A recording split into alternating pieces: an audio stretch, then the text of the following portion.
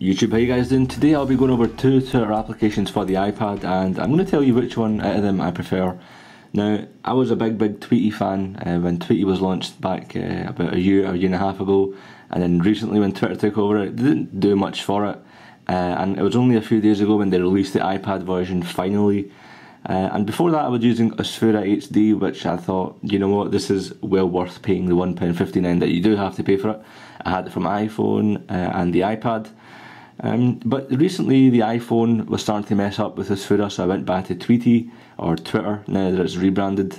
Twitter launched the application for the iPad, and I must say I am liking it.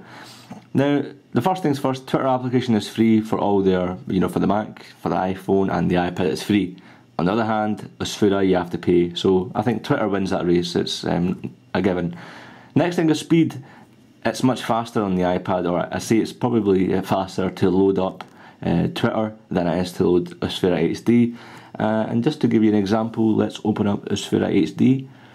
So 1000, 2 1000, 3 1000, 4 1000, 4 1000, or 4 seconds to load up your tweets. Let's go ahead and open up Twitter. 1000, 2 1000, 3 1000. So it done it about 2.5ish, 2.9, or just about 3, whatever you want to call it. So it's making it easier for me. I don't want to have to wait too long. So yeah, I think Twitter does it for me anyway when it comes to speed. Now, third thing is the UI. I don't know about you guys, but I've always loved the UI of Tweety because it's been really super simple. It's very nice. The fonts that they've used in it, very nice, simplistic. So you've got this view here, and if you change the rotation, you get this view here, nice and simple. I've got my two Twitter accounts hooked up, so I've got my i6/region hooked up here, and I've got my iGear, which is my new venture sort of thing, so I've got my Twitter up there for that as well. So it's a very nice integration, changing in between. Let's go back to landscape mode.